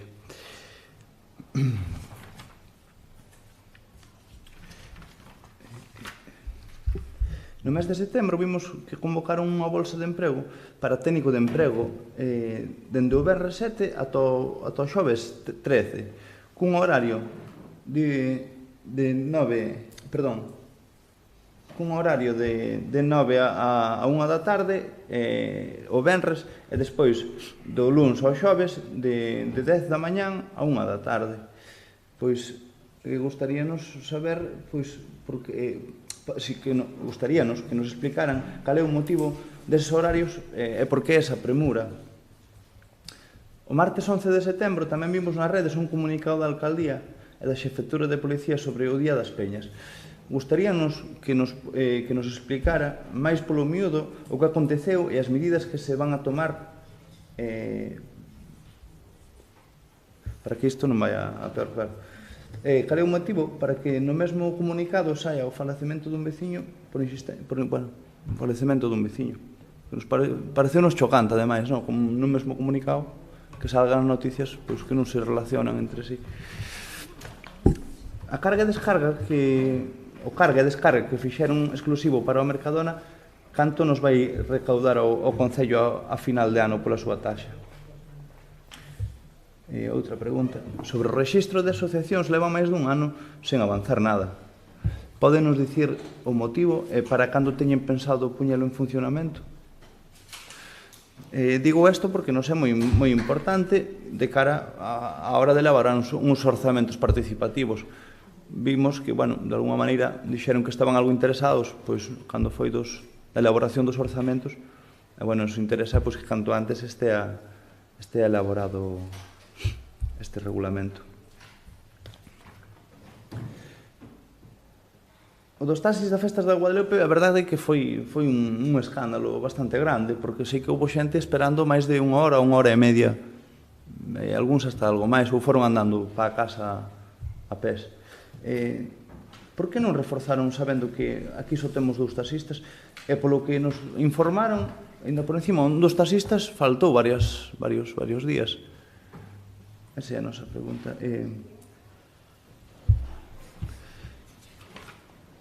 Por outro lado, para cando o pós-2019? Cando nos vamos a xuntar? Me gustaría non sabelo. Para cando o pexón? Levamos máis dun ano tamén sin reunirnos. Para cando nos vamos a volver a xuntar? Ou se nos adianta cando vai vir a súa aprobación? Para cando o cambio á luz LED? Estábamos aí pendentes dunha subvención. Sabemos algo máis desa subvención? Non? Vamos facelo con un orzamento propio? Para cando o da auga tamén? Porque levamos tamén outro ano máis sin reunirnos e gustaríanos saber en que nivel vamos, en que punto. E por último, para cando tamén a concesión da basura? Esta semana, esta semana, ahora xa empezou cos rogos, esta semana é a Semana Europea da Mobilidade e vemos que en algúns concellos veciños hai talleres de ciclismo urbano, día da bicicleta, día da accesibilidade, charlas de debate sobre a mobilidade desde a perspectiva feminista, etc.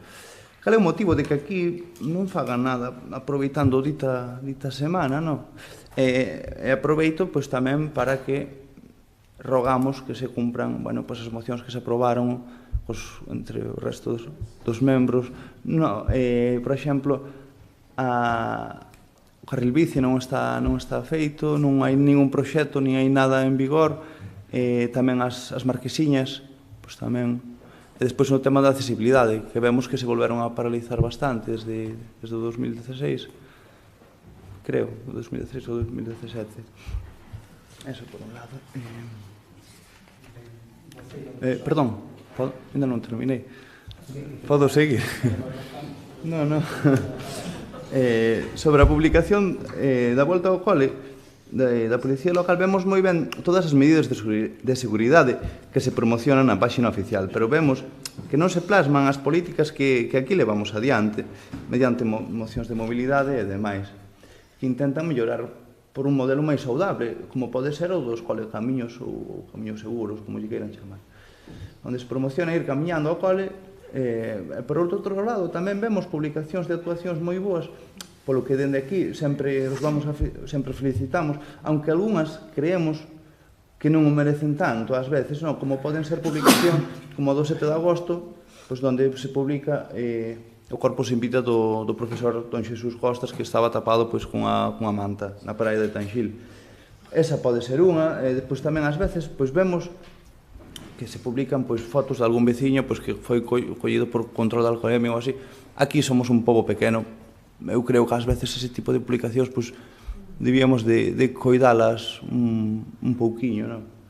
Tampouco, nos queremos meter aí a fondo porque vemos que se están facendo moi boas labores por parte da policía, pero estas cousas sí que nos gustaría que de alguna maneira houbera unha sensibilidade maior, vamos.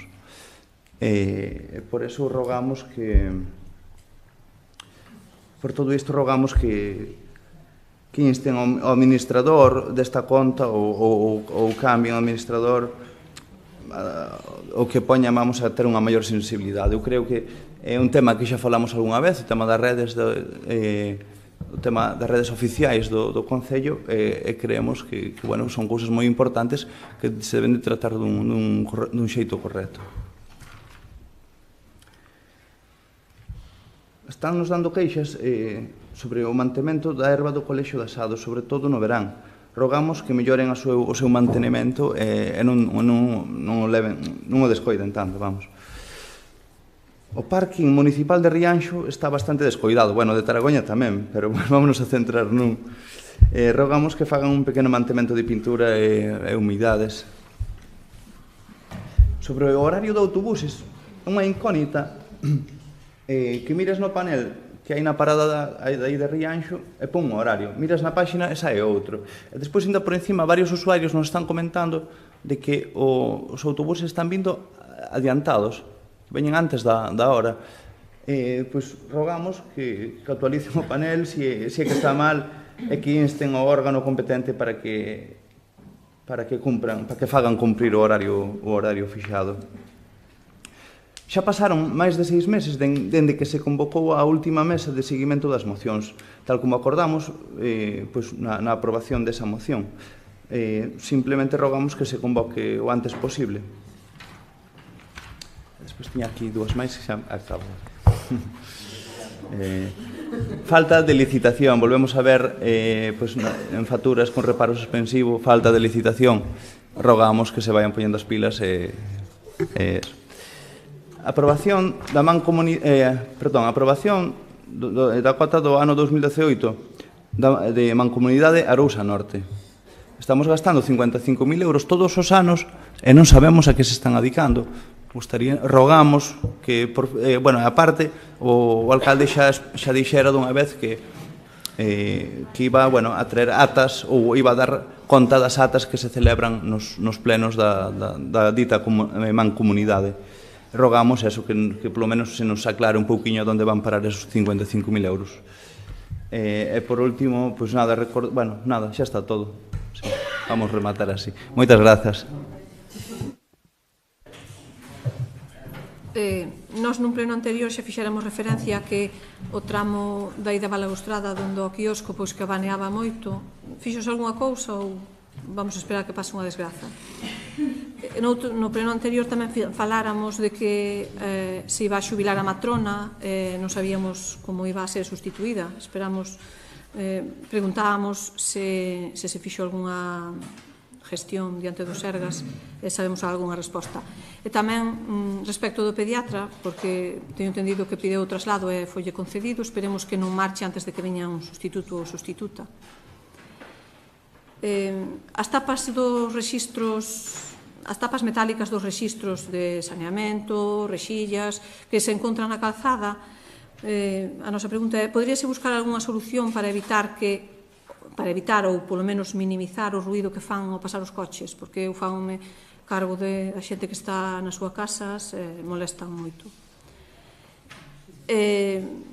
Xa fixemos referencia tamén en outros plenos a que é necesario arranxar lousas que sobresaen das outras nas beiras rúas, co perigo que supoñen de caída para os viandantes, por exemplo, no Xardín da Ribeira, detrás do Cuartel Vello, en fronte ao Auditorio, a de ver máis.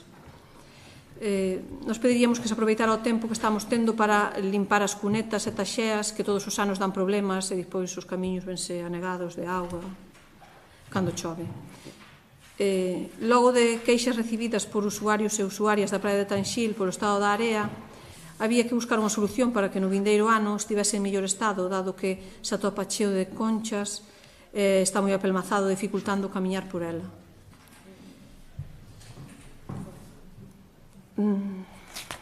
Rogaríamos que, dado que o equipo de goberno conta con 3 dedicacións, pois nas mañáns, pois que cando o alcalde non está, que vai a unha visita fora do concello, pois que houbera outra persoa desas que eu entendo que están cumplindo co seu horario, pero que fagan o posible porque coincida e que veña pola mañá aquí calquera tratar calquera asunto e encontre con alguén político co que falar. Creo que nada máis. Sí. Recordei ao que falareles do carril bici. Temos falado tamén de que era necesario a quen competa que se arranxen os camiños que discurren paralelos á autovía, porque se estuveran en bo estado, pois tamén podía ser un carril bici para poder andar a xente e, ademais, que fan un servicio importantísimo neste momento. Algúnha zona impracticable, porque ten uns regos de traballar a auga que non pode ir a xente. Volvo a reivindicar o dereito que ten a xente de cuidar as súas propiedades e de ir aos seus sitios co seu tractor ou co que pode, que poda circular con un pouco de seguridade. Creo que nada máis. Gracias.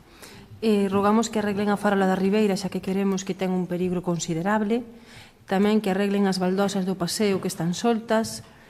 Hai un tramo que hai un montón de vegetación na acera e tamén está as baldosas dañadas. É o tramo que vai desde a rotonda dos colexios hasta Rianxiño en esa dirección na marxe dereita. Rogamos que pasen a decentar ese tramo. Preguntas: a carretera que vai desde o Cruceiro, Iñobre, á Igrexa, en Taragoña, cando van a actuar en ela? Tamén se coñece, porque isto nos trasladou unha veciña hoxe, se coñece se algunha vez houve algunha subvención para poñer algún tellado na parte do campo de arriba que foi concedido ao Concello, preguntamos. E tamén, por último, os cortes de luz que hubo estas noites pasadas, desta semana da anterior, na reta de Fachán, case a altura da Ponte de Té, si sabe que son debidas. Mais nada e moitas gracias.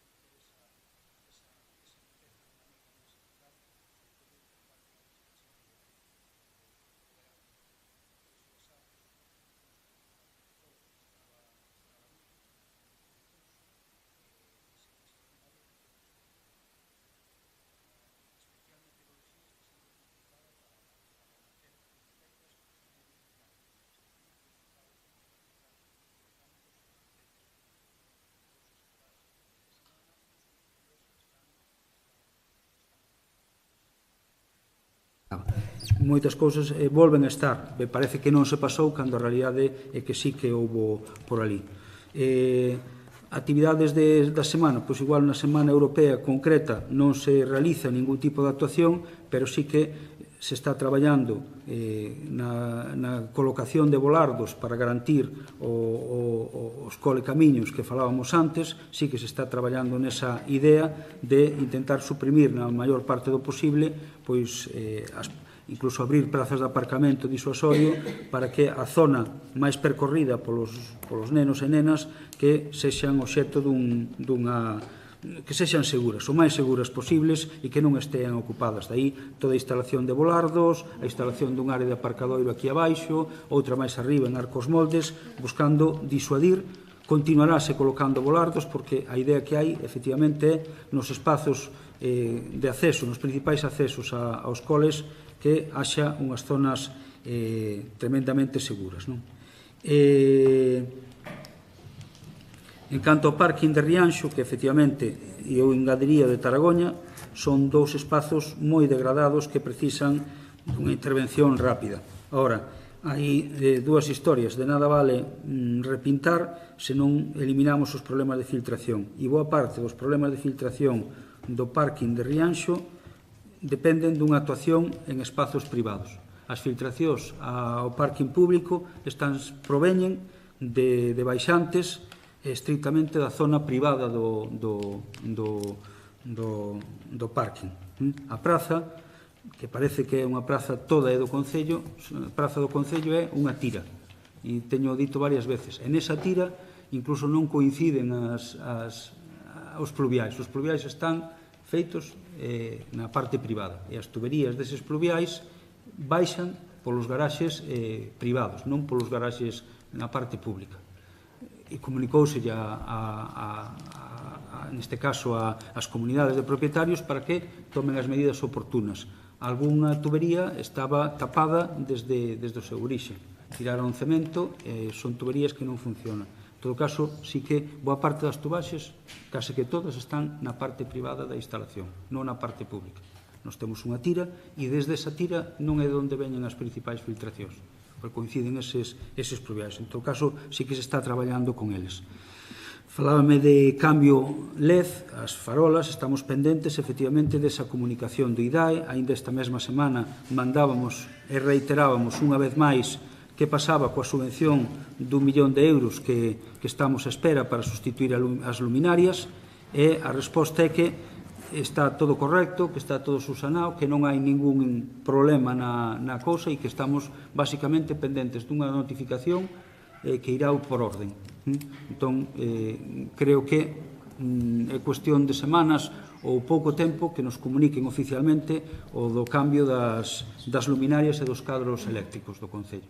Entón, despois tamén teremos ocasión de traelo aquí porque conleva tamén un orzamento plurianual e unha subvención que hai que adiantar tamén para despois nos devolvan cando teñamos executado o 100% desa actuación. Pero eu creo que vai por bo camiño, xa digo, a resposta que nos daban esta semana por escrito era que estaba o proxecto sin necesidade de ningún retoque máis, ninguna subsanación, e que estaba pendente da notificación escrita da concesión desa resolución do IDAE. Falaremos do pós, efectivamente xa dentro dos vindeiros días empezaremos para que cando cheguemos a decembro, a época na que se vota, pois que estean os proxectos e un pouco tamén todo reparado. Espero xa manter algún contacto xa ao longo deste mes do mes de outubro con vostedes. Os taxis das festas de Guadalupe, que eu tamén vin con preocupación de varios avisos, o que me comentan é que aquí non houve só os 2 taxis ou 3 do Concello, sino que aquí viñeron taxis de fora.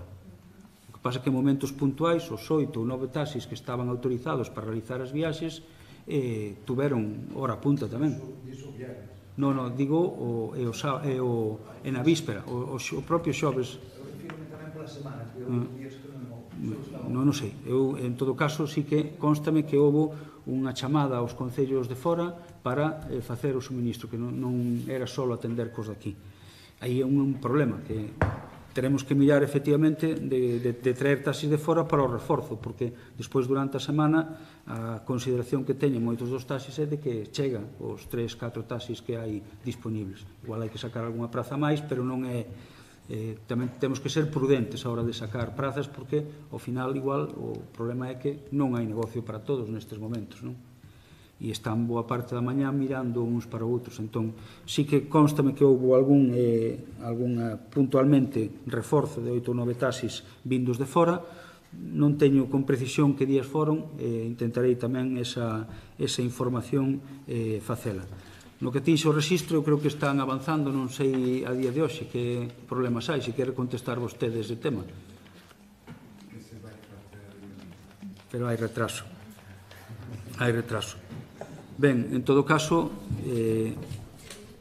por exemplo, outras cousas, antes de rematar, teño que mirar o recoñecemento extrajudicial do 28 de agosto, teño que ler cal foi en concreto. En todo caso, saben que hai recoñecemento extrajudicial que é movimento, ás veces, dentro da mesma partida, habendo diñeiro, eses recoñecementos non veñen ao pleno. Ao pleno veñen cando se esgota a partida, e se traían así, tamén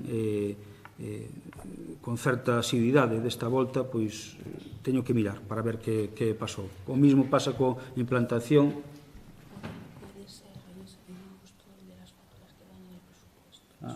Bueno, sí, coméntame a señora interventora que pudera ser, que non o vin, que foran as facturas que se incorporaron ao orzamento, que van incorporadas ao orzamento cun recoñecemento extrajudicial, e se incorporan ao orzamento as facturas que se incorporan ese orzamento de exercicios anteriores.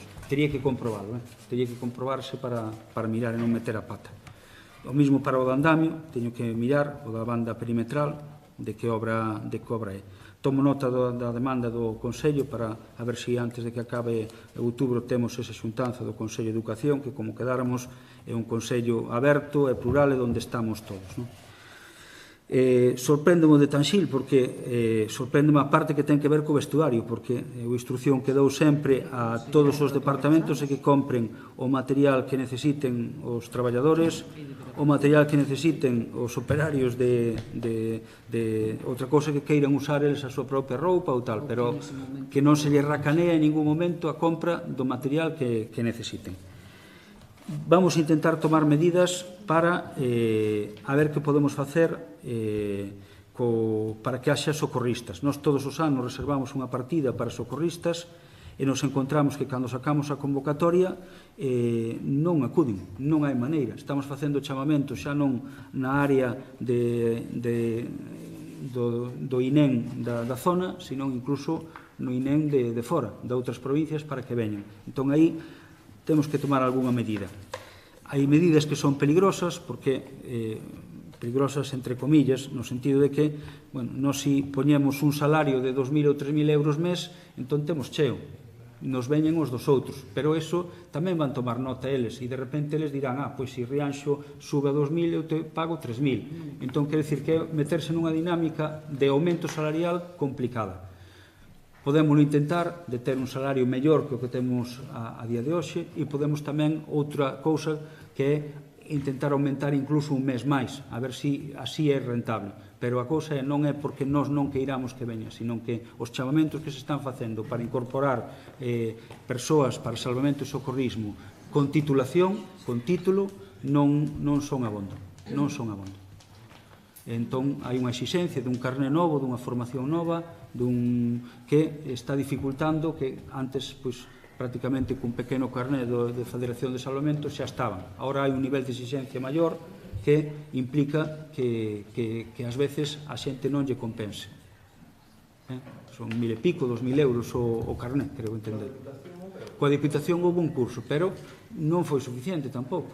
E o curso estaba dirixido, se non me engano, fixérono, pero a demanda é moi grande, todos están os concellos. Entón, eu fíome máis un pouco da medida de melloras salariais e de ampliación do tempo. Pero, claro, tampouco pode ser que teñamos 5 ou 6 meses contratado a un socorrista e telo despois destinado a Tanxil. É dicir, as cousas tamén son a súa xusta medida. Entón, nin podemos meternos nunha escalada de aumentos salariais, nin podemos meternos tamén nun moitísimo tempo ali. Despois, Pexón, o plan xeral, digamos que a parte técnica está a piques de concluir, enviouse ao que a Xunta de Galicia para o último informe de tramitación ambiental, a documentación. Hoxe mesmo entraba un informe favorable de Portos, tamén entrou un informe de patrimonio. Entón, o luns mandeille tamén un aviso dunha convocatoria á tarde. Ás 6 da tarde estamos convocados coa empresa redactora, onde nos dará un pouco información de todos eses, teñen no correo os portavoces. Vale, para este mesmo luns. Entón, un pouco van coñecer de primeira man cal é o trámite técnico de toda a historia e un pouco o camiño que nos resta, que nos vai levar, pois, daqui a unhas semanas, un mes, poder abrir as alegacións e ilas estudando unha por unha nese momento para traer a aprobación no pleno do Concello, de ser o caso. Pero o luns, en todo caso, teñen convocada unha xuntanza. Da municipalización da auga ou do estudo de municipalización están estudándose xa. Houve unha reunión no mes de xullo dos técnicos da Diputación, técnicos da empresa, donde se puxeron de acordo en determinadas cantidades que estaban pouco claras. Daí saiu un segundo informe, un informe que remitiron ao Concello, que están estudando os técnicos do Concello. Falo de finais de agosto, perdón, finais de xullo. Aquí entrou prácticamente en agosto, estamos casi a finais de setembro, está en estudo polos técnicos municipais ese segundo informe, que corrixe o primeiro informe que foi, xa digo, debatido nunha xuntanzas técnicas da xente da Diputación, dos técnicos da Diputación, tal. Van incorporar os técnicos de aquí o estudo dese segundo informe, máis tamén a tesoureira ten que facer un estudo das tasas para incorporar tamén o informe, e con iso teríamos, eu creo que moi elaborado o proceso, digamos, técnico para tomar as decisións. Entón, é dicir que non está parado, o que pasa que sí que é costoso, e xa digo, en xullo houve xuntanzas, creo que dúas, do equipo técnico de Lagares, a empresa que está facendo o traballo técnico coas persoas da Diputación asignadas a este proceso, unhas correccións que necesitaban, axustes de números, están resoltos, chegou un informe a finais de xullo, non deu tempo de miralo, pero se está estudando para que nas vindeiras datas se estude e se poida incorporar. E o mesmo pasa con algún das concesións, que tamén, neste momento, priorizouse determinadas licitacións que tiñan apuro, como foi a instalación do equipo de videovigilancia, que ten unha referencia de mediados de outubro para xustificar, unha instalación de luminarias no Paseo da Ribeira, instalación do grupo escultórico de Nuco, que tamén tiña unha xustificación xa, as vivendas dos mestres, que tiñan que estar tamén resolto, e tamén algún proceso que se priorizou para chegar antes que outros. A Maño tamén a Campelo, varias contratacións que se sacaron agora.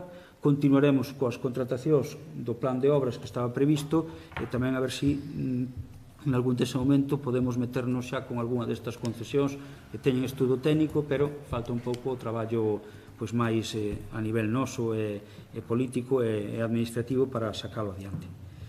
Se hai algunha, despois repaso e vos la intentarei xustificar. Vale? De acordo? Ben, e pasamos, público. Dos cuestións. Unha é que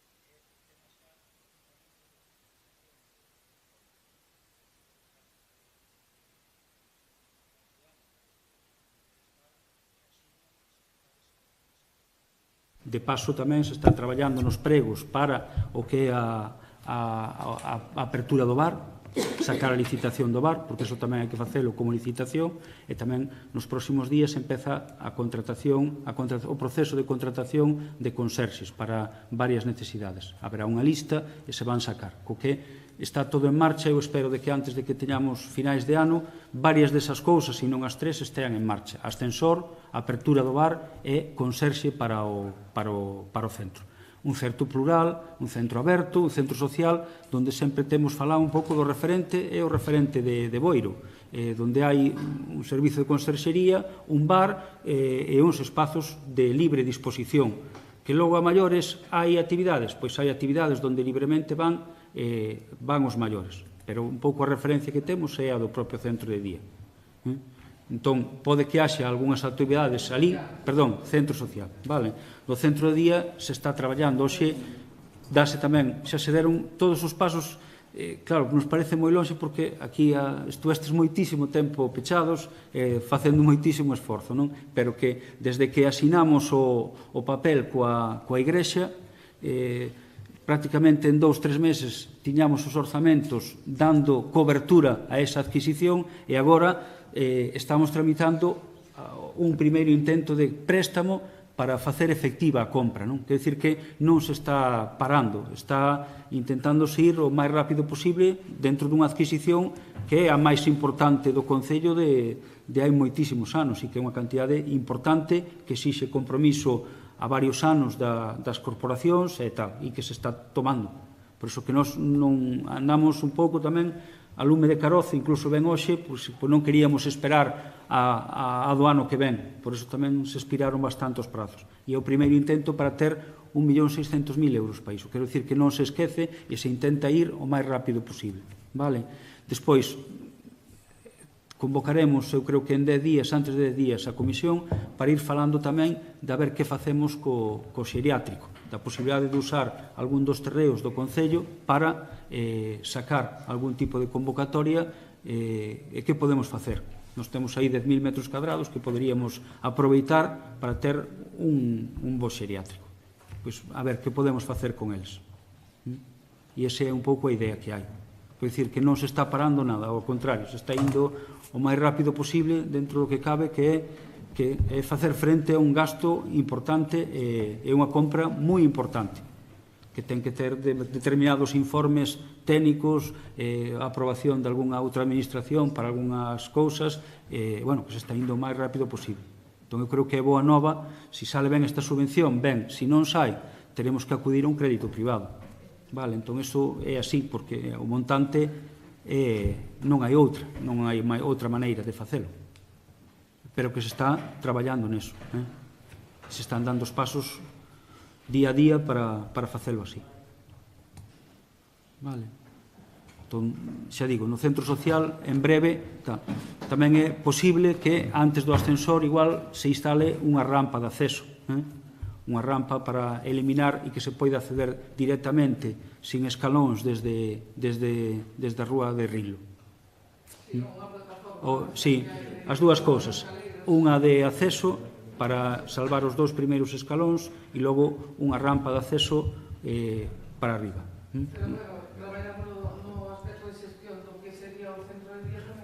Sí, pero eso xa digo que en 10 días nos sentaremos. Vale. Veña, gracias.